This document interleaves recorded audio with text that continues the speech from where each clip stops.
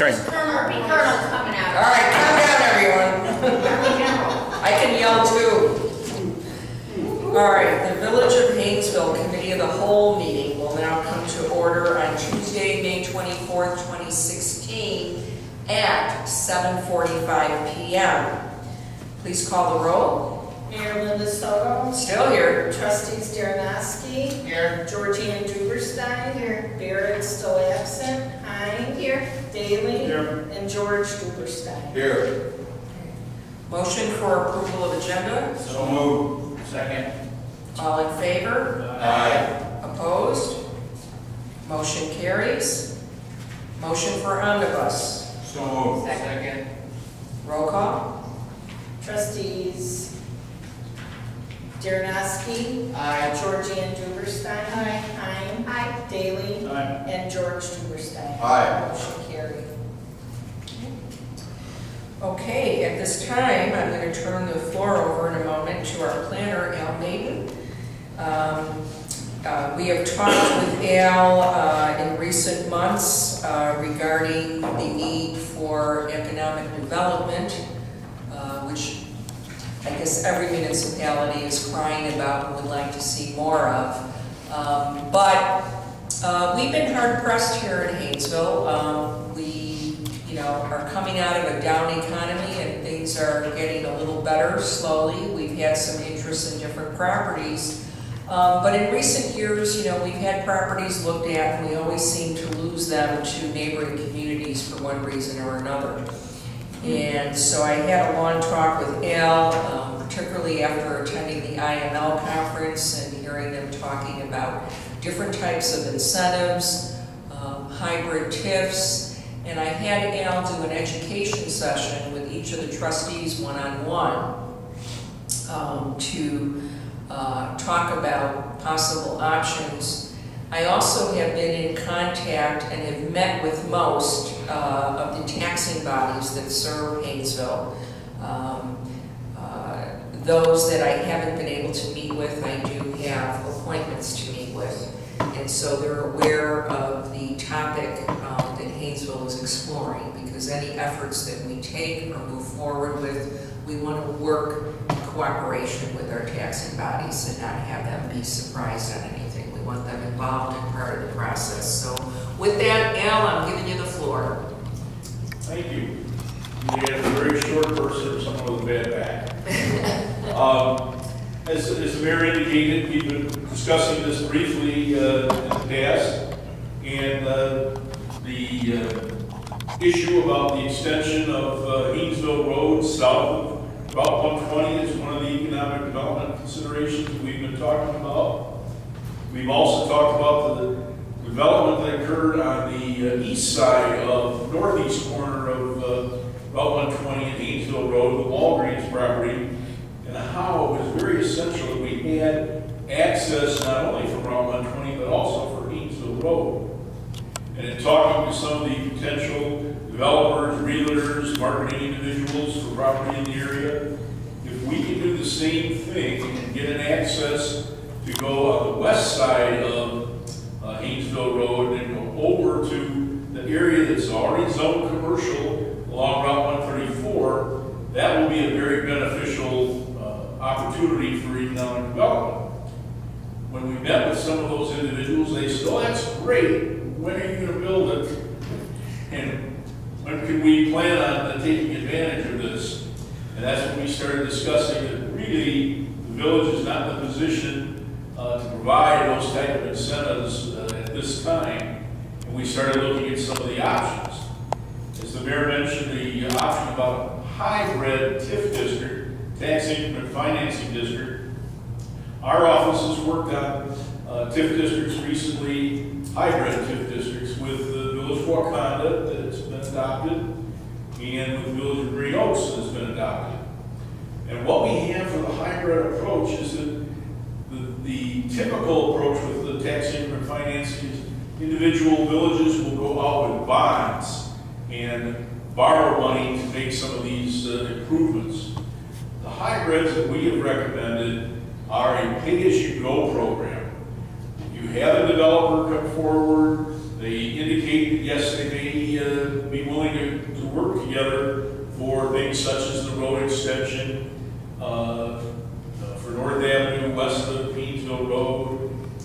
We have no sewer and water west of the railroad tracks. Things such as those that they may be willing to consider if they think in the long run they can get paid back for those investments that they make that are also public benefits. And that's when we looked at that with this hybrid TIF district opportunity. And in our explanations with the village in regard to other taxing bodies, we think it's crucial that the other taxing bodies understand and either support or at least don't object to the formation of the TIF district. We're very proud of the fact that both in Wakanda and in Green Oaks, the joint review boards that include all the different taxing bodies affected by the real estate tax for the TIF, all of them approved or didn't object to the formation of the TIF in those two communities. So it's something we recommend that the village consider. We haven't done a lot of detailed work at this time, but it's an opportunity I think you should pursue and meet with the various taxing districts, see how they may or may not have questions or feel about this type of approach. I do think it's interesting to talk to the other taxing bodies. Some of the brokers have mentioned that they do work throughout the Chicagoland area, and they were very concerned about the existing traffic on Route 120.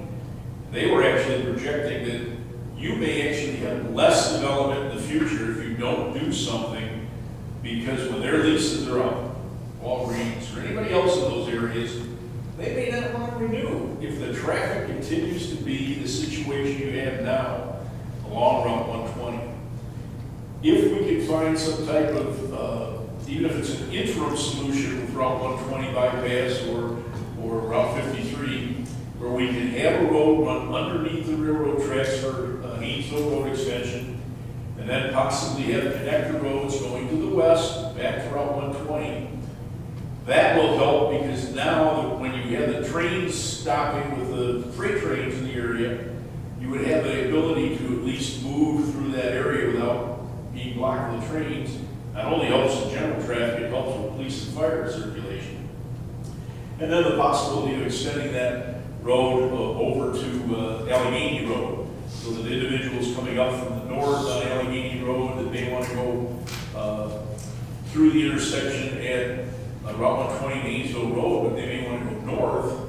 If we can get that type of connection, that will also help keep some of the traffic off that area. Would a TIF district necessarily fund that?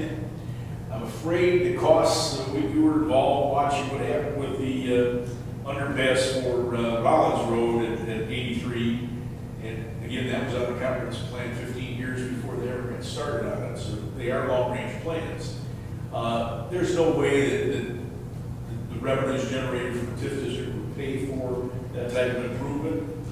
But what the county has done in other locations, for example, the extension of Cedar Lake Road from Route 120 south down Route 160, is they asked the local village to get the right-of-way, secure the right-of-way, so they don't have to spend money on that and time on that. And then they will do the engineering plans, and they will help fund the improvements. So it's something as the TIF district begins to generate some revenues, it's something that you may do some selective buying for trying to get right-of-way for the future for some of those improvements. Mayor, I'm not sure if there's anything specific you wanted me to cover. Well, the other thought, just to add a list of possibilities of what the TIF could bring as far as road extension, sewer and water. We also have an issue of, on our public works property next door, we have a well, a wonderful well that can be converted to a municipal well, which that is something that also could be supported by the TIF. And I want to back up and just remind everybody, historically I've been very anti-TIF for years and years. But after attending IML and hearing talk about hybrid TIFs and their success, And after numerous losses of people who have looked at Hainesville and have gone north of us to existing TIFs, it's very frustrating. So in meeting with our taxing bodies, and so we have the Round Lake side and the Grays Lake side. So meeting with the Round Lake side taxing bodies, I mean, they are the most used to TIFs, and they have over the years had TIFs that were not so good, but the recent TIFs have served them well for the most part. So they were actually, I think, very receptive. Would you agree, Al, at the meetings that we had with them? Their main concern that residential is not included, and we're not proposing doing this in any residential. This is strictly for commercial and light industrial.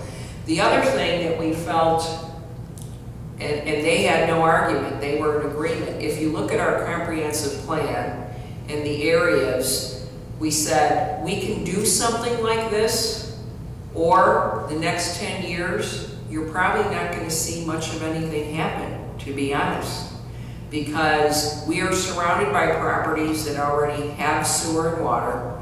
We are surrounded by TIFs and other incentives. Now, on the flip side, you know, keep in mind this is still an exploratory process. Al is going to walk us through this. We're not voting or deciding anything tonight, but we need to pursue this, and I think aggressively, to figure out something. In my conversation with Grays Lake Park District, Jeff Nahilia is their executive director. He used to be the executive director over at Round Lake Park District, and he's been at Grays Lake for a couple of years, so he's also very familiar with the TIFs and was, you know, felt confident. He's also familiar with Al, known Al for years, so he feels confident with Al at the helm that we could decide a good one. But I also had a conversation with the superintendent of District 127, the high schools in Grays Lake, and Catherine Finger, who we're meeting with actually this Friday with her and her staff to explore this more. She brought up that if we would also discuss other possible incentives that they used in Grays Lake, and we said we would be open for any of that. And what she mentioned was when FedEx came into Grays Lake, they came up with a more creative type agreement and not a full-blown TIF. And I said that I was all ears. The only concern I had was, given the size of our properties, I don't see us bringing in something like a FedEx or a half. So I don't know if that's feasible, but we certainly, I'm all about thinking out the box and creativity. So we will certainly listen to those ideas as well. I think that we support that. I think that the fact that you don't go out for bonds, and you don't try to direct development, you try to work with the private sector, that you have to be opportunistic. If there's something like that comes up, you can negotiate it, you can see what may or may not work, whether it's also retail sales tax rebates. There's all sorts of things you can consider. But you just I really personally want to avoid the retail sales. That's right, but you have to be opportunistic. I'm looking at Jerry to see his comment on that. Silence at the moment. Okay. That has not served us well in the past, the retail sales tax, I don't think. Well, let's get how it's structured. Okay, yeah. Help Okay. negotiate some of them for Ernie Mills and Gurnee, and I think both sides were very pleased with what the results were. It kept them investing because there were levels that they got to, they got more back. It kept them investing. That's why even today, that's why they've added so many different things out there so they can get to the next level. And it's a win-win for, I think, both communities and the private sector. And one of the things that we're concerned with is, as part of the Route 53 studies, they did a marketing study. And it wasn't real positive for this area, that they were saying that you're going to see a lot less development going into the small strip centers. They say it's over-zoned. All the communities are over-zoned for that type of retail. And they are projecting that you are going to see more of the lifestyle centers, the larger centers, similar to the Vernon Hills with the entertainment things that are going on there, as well as you see in the Gurnee area. And they're projecting that there is the potential for one of those large facilities in this area. The problem is, it's not your village, it's farther south and east. Let me play devil's advocate, Al. Why do we want Hainesville to become more than the small bedroom community we are? And that's, that's, I think, the issue is they're saying that they expect that you will see less demand for the small retail strips because of the internet and the rest of it. I think what you're gonna have to start looking at, if you can't do this, if there's no way you can implement the plan, the comprehensive plan for this small commercial, you're gonna have to start looking at some alternative land uses for those properties, whether it's, Housing, which we don't I would want. say senior housing is very attractive right now, but it's something you do have to realize. You can't just leave it zoned forever and ever, and everybody says, well, there is absolutely no market for it. They can litigate that. We've seen more of that lately in Cook County than we have out here. They can litigate that, and if they can prove there is no market, because you got studies on the record, like Route 53, that says there's no market for the retail you have, then they have to find alternative uses. I don't know if you're gonna like the alternative. Well, and the other thing, I mean, if you look at our zoning map, our commercial corridor is not that big. I mean, the properties that there's been interest in, and we would really like to see developed, correct me if I'm wrong, the commercial lots on 134 in front of Cranberry Lake, particularly the one that is the southeastern portion, that is 120, 134 corner there. That is a very interesting corner to a lot of people. Whether we get a grocery store or a restaurant there or something, to me, that is something that is not making our town, explode, but it's certainly bringing something that, to me, improves the quality of life in our community, because you don't have to fight traffic and go so far just to go somewhere to have a meal or to go to the store to get some groceries. With what's going on with Illinois and our funding, we need to get a stronger base of sales tax revenue and other types of revenues coming into the community. And so we need some key, development. We're not going to get a FedEx, and I don't know that we want a FedEx, but would I love a grocery store and a restaurant? Would we, if Hainesville Road goes through, when we met with the Northbrook Sports Club and with their tournaments, would I love to get a hotel and a restaurant over there that would serve their tournaments as well as our community? I think that would be fabulous. But we have to get sewer and water certain places. That's key. And I agree, you can do it without losing your smaller community feel and community character that you have now. I think you can do that. As I said, what they're saying is that in the long run, you're not going to see as many boutiques and those types of uses, or the demand for those types of uses. And they're going to be going to the deer parks and the regional centers. The internet is killing the small boutiques. Yeah, well, what we're concerned with, we do work for a lot of different communities, and right now the hottest thing on the market is self-storage. And I think it would be a tragedy if you start getting approached for some of these commercial sites and they can't prove up that the retail would make sense, and suddenly you end up with row after row of self-storage facilities. Not anything against self-storage facilities, they have their benefits in certain locations, but I think they're better off in locations that aren't trying retail. We already have self-storage. And I'm just Which trying needs to how be much, improved, quite frankly. how much additional, we've got one of our communities that had a former Dominick's, sat there for like 10 years. It's now being redeveloped for upscale, the investors from the Barrington area, for upscale, climate-controlled, not mini warehouse, but self-storage facility. And it's huge. It's amazing that the market is still there. You really don't have anything like that in this market. Couple of questions. Could you explain the difference between a regular TIF and hybrid TIF, number one? The second question is, what actually within the TIF, pardon my ignorance, but generates the funds? And the third thing is, would be the objections from other taxing bodies? It's not a legislative matter about the hybrid TIF, it's something that just some individuals that have promoted them, I think mainly in the planning sector. A lot of the TIFs were being originally promoted by finance people. And when they were looking at it saying, boy, what a great opportunity for me to be able to help place a bond referendum or a bond letting for a particular community.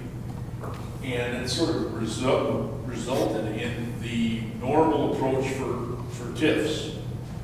I think as they started seeing some of them had problems where the development didn't occur, and you're still liable for that bond as the village. If you can't meet it out of the tax increment fund, you have to start taking it out of your general fund to pay for that bond. So that's why I think a lot of the planners have said, if this is the public body, this isn't a private sector where you take this kind of risk. If you want to do a hybrid, you do it where it's Pay as you go. pay as you go. What some of the taxing bodies, the issue is you take whatever the existing equalized assessed valuation is right now, and that's capped. Those taxing bodies still get that money, whatever it generates, because of that equalized assessed valuation. What you hope is going to happen, and in the past it happened quite a bit, the EAV increases, especially when you have new development. And when that new development comes in, that increment, the real estate tax from that goes in, and from everybody's taxing body, from the school district, the park district, everybody, that money goes into a TIF fund to pay for your plan for the TIF matters. And it can last up to 23 years. The fact that you're doing it pay-as-you-go, you'll probably need the full 23 years. Raleigh Beach has paid off some in advance, and Libertyville has had the surplus funds. So the idea is that the existing taxing bodies don't get that differential? Until the future, then they get a big jump. What we've represented to some of them, and they're starting to understand, is you're not guaranteed that existing level of equalized assessed valuation is going to stay there. In fact, recently, most communities, it's going down. And if that's something that you don't do, you don't take action to prevent, then that's what the taxing bodies have to look at. They're doing the same thing. They're taking a gamble. Are we going to gamble, work with you on the TIF, that the increment's going to go up, and at the end of the 23 years, we'll get that whole increment back? Or do we gamble and say, we're going to object to it, and we hope at least it stays even, and hope it doesn't drop? So it is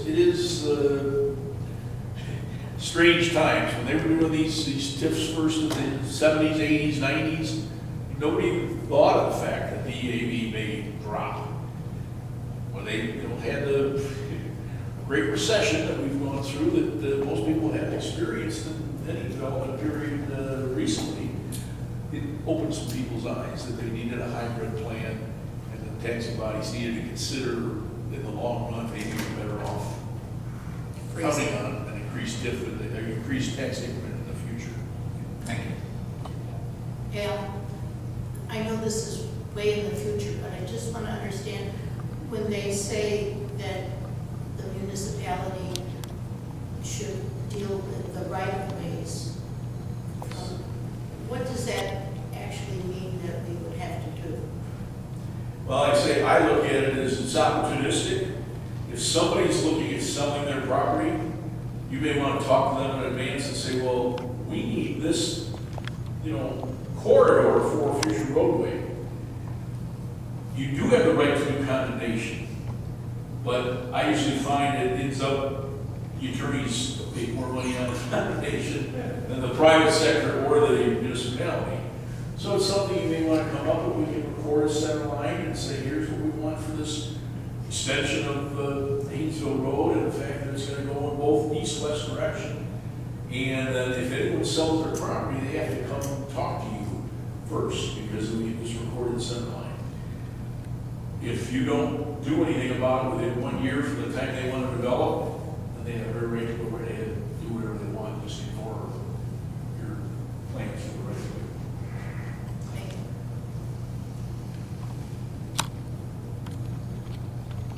What other questions do we have?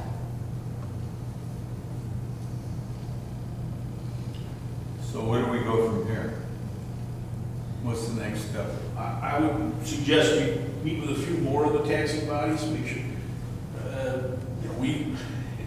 it's funny, I mentioned Wakanda, we were also the consultant to the Wakanda School District on some of their expansion plans. And so, here we're working for the village, and we're also working for the school district. And when they were on the joint review board, they, I think, saw what was going on and said, we won't object. Well, another village wanted to do a TIF district, and they didn't feel it qualified because one of the main standards for a TIF district for vacant property is the property has to have flooding problems. And if a school district wants to object to that, whether they're successful or not, it can cost you several $100,000. And if any of these school districts indicate, you know what, we're gonna fight you tooth and nail on this, I think we should come back and discuss it again. Is it something you really want to take that risk? I don't know. So I think that's your next step. Once we get that done, then we'll have set up, the village engineer has to do a legal description of the TIF area boundary. We've got to publish that. We've got to establish it with the state and all the different taxing bodies and let them know what we're looking at doing. The village attorney will have a lot of input on making sure that those notices and everything's done legally for the different properties within the TIF. We also have to notify properties surrounding the TIF that you're looking at forming it. You probably won't be too bad. One in Wakanda, it's different than a zoning matter. It doesn't say you have to notify the person based on the PIN number. You have to do that plus the occupant. And we had 2 trailer courts within our jurisdiction in Wakanda.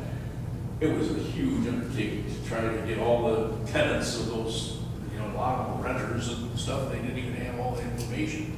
So we had to get all that recorded before we could notify them with a public notice. We're having a public hearing. I don't think yours will be that bad, but we will have to notify people. We'll send out public notice. Well, and just to back up a moment, because like I said, I'm meeting, Al and I are meeting with District 127 this Friday. I'm also waiting to hear, I'm hoping we meet with District 46 possibly immediately following that meeting. But I don't have confirmation as of yet. So I will share, comments with you as soon as that is completed and see what other suggestions Catherine Finger had as well.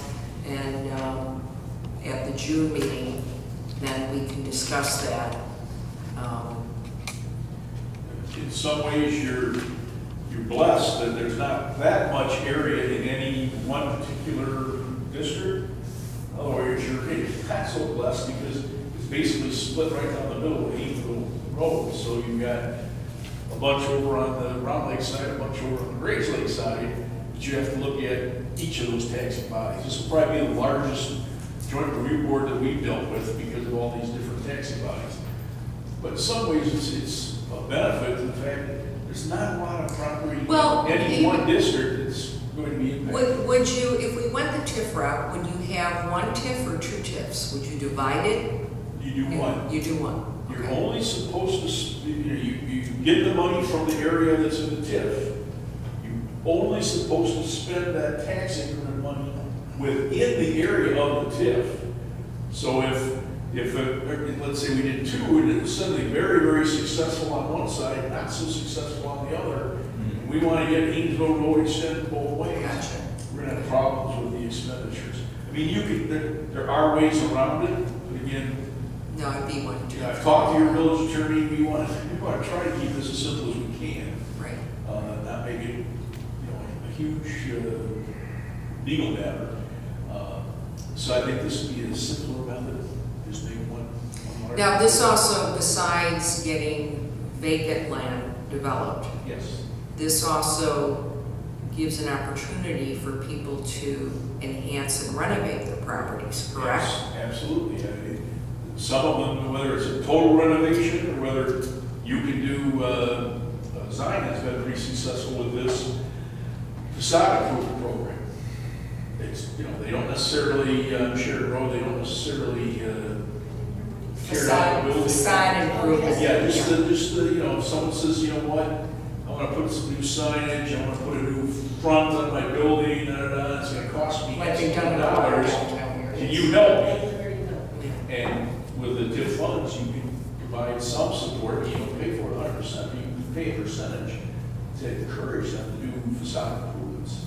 Just for clarification for the public, for those who end up watching on YouTube, this is a concept that we are looking at. We're investigating, we're talking to interested, involved parties. There has been no commitment at any level beyond conceptual. So we're investigating, and the public will be kept informed. Yes, we're That's gonna what go we- through a process here. What we recommend with the attorney is, well, we'll do it in stages, and if we go through June, July, and August, you say, you know what, this isn't coming out the way we want, you Right. withdraw and just not go forward with it. So it's not something that says, we got a contract, we're gonna take it all the way to the end, no matter what.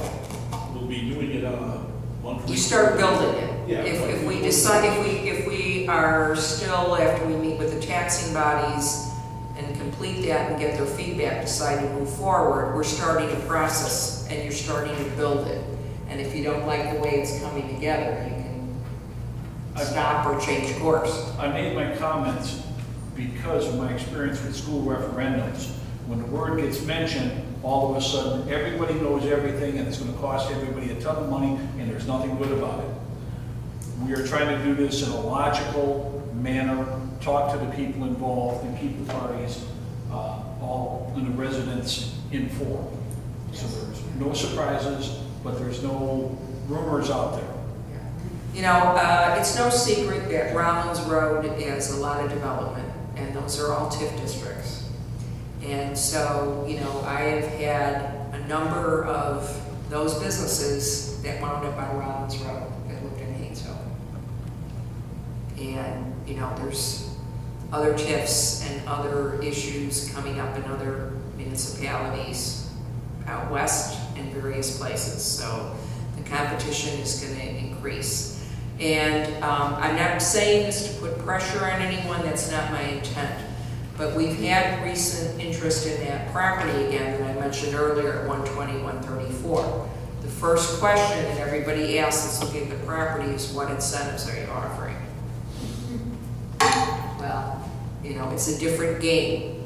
So, and of course, I can't even say, and I wouldn't want to put myself in a position of say that we would even be considering a TIF at this point. So minimally what I've said is we're looking into incentives. Well, what is your time frame? Well, we're working on it as soon as possible. So the good news is that there's interest in the property, but keep in mind that's not the only property they're looking at. So for what that's worth.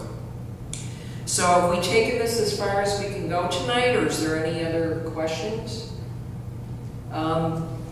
I'm sure after you leave here tonight, you're going to think of a question at 3 in the morning, Georgianne, when you're awake because you've had too much coffee.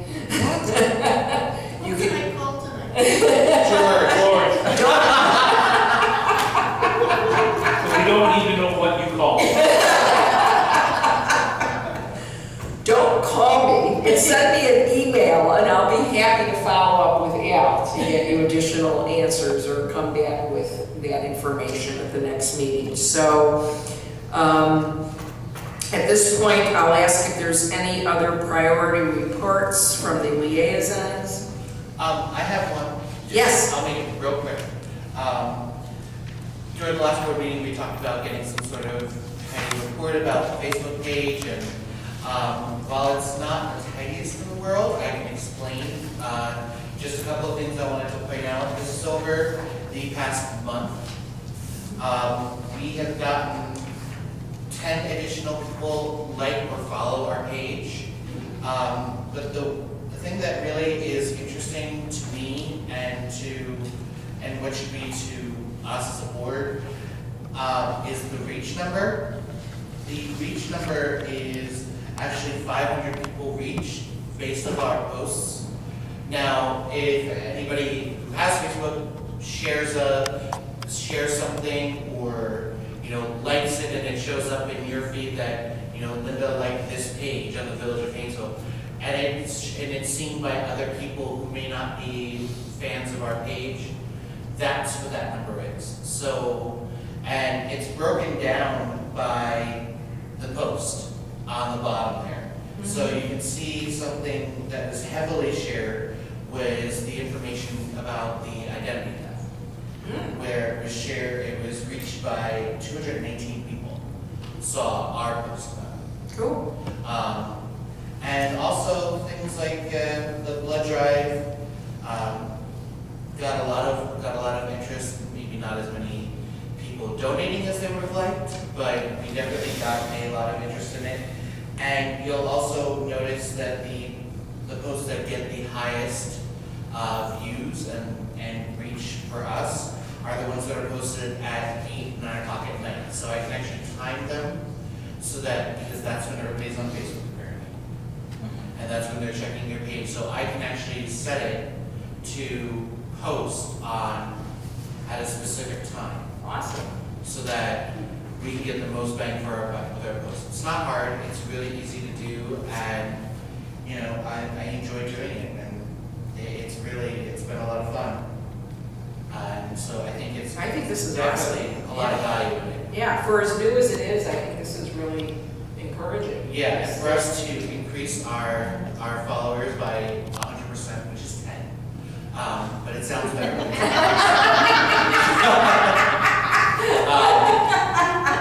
We increased month over month by 100%, which is 10 people. But we actually have about 40, I think the last count was 46, 47 people that get our posts every time we post something. So, and it's very quick and easy, and it's really something I'm enjoying doing. So, and these are not paid likes, these are not paid promotions, we do not pay for any of this. This is all completely free, and it's just a couple of maybe minutes to maybe a half hour of my time when something new comes up. So I'm happy to do it. Okay, you mentioned blood drive. Dina, tell us about the blood drive. The blood drive was last Tuesday, and it was supposed to be from 4 to 7 o'clock, and the bus was late, so it didn't start till 4:30. But we did have 14 donors, which means we saved approximately 42 lives, and we would have had 3 more donors if the bus would come on time, at least 3 more donors if the bus would come on time. So it was definitely a success, and now we're kind of thinking we might do it again. So, and we had some people who donated for the first time, which was really nice too.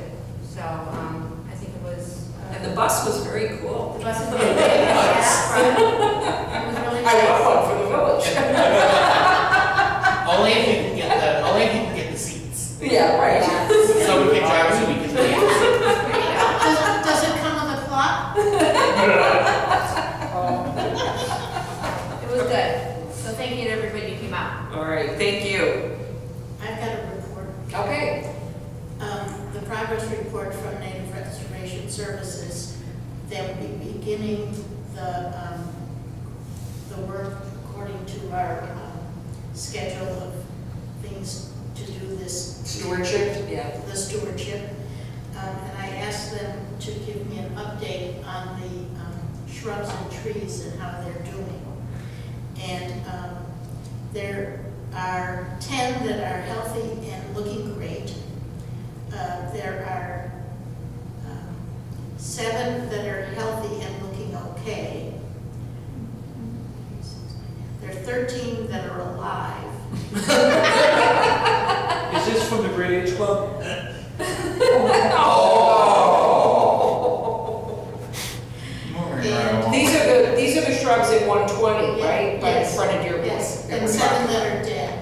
So I'm glad it's not the right age group. So I'm gonna meet with Dave and talk about the replacements and also about what we want to order to continue filling up that space. Okay. All right, Just to let you know Thank you. what's going on. okay. Any other announcements? Okay, motion, or no, I'm gonna catch myself. Public comments before we close. That's the way to get. Yes, you do. Again, Susan Endless Drive. I'm glad that the subject of all the economic development came up, because that's awesome, because that's great to talk about. I pay 15.7% property tax. I'm sure many other people here do, so to make our village, I think, more attractive, I think that's going to have to be a priority. I'm sure you guys all know that, because I know everybody talks about it.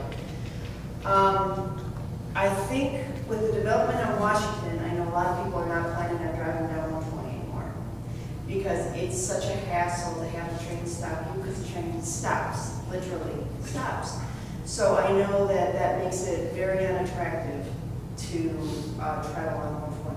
And I know that the only people that are really going to want to be on 120 are people that are going to Prairie View or their homes here, because it's so difficult to get through. Which is unfortunate for us. However, there's lots of people in our community, because you're talking about a village, you're talking about a lot of people that live in this area. So it would be a beautiful thing to have a grocery store.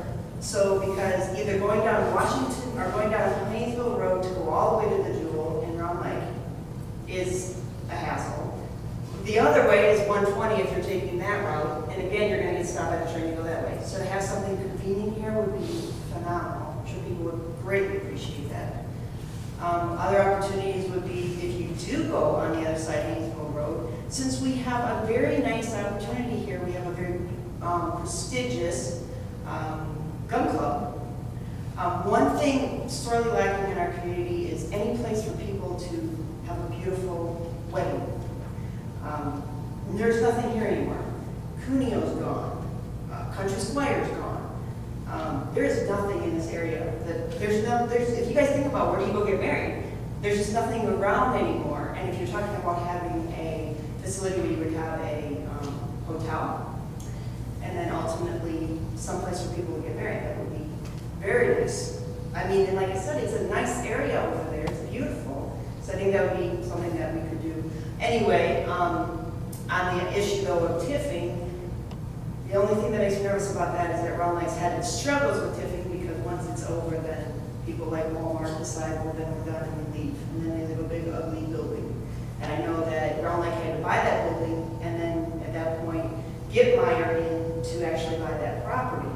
And I would hate to see us in that kind of position, because that's an eyesore and we don't need that here either. Any building that was done, I would hope, would have an optimal parking facility. The subway, that facility in there is challenging. I wish that wasn't the way it is. Walgreens is excellent. I mean, All of us do. yeah, that's very challenging. It's dangerous, you know, I mean, especially if you're It's going extremely on. dangerous. Right, so, and the enhancement, I'm sure would make that a much more attractive area as well. Yeah.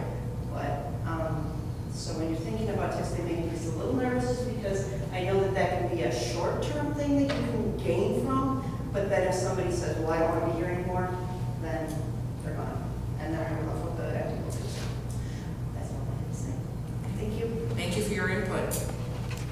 Any other public comments? Okay, motion for adjournment. Second. All in favor? Aye. Aye. Meeting adjourned at 8:29.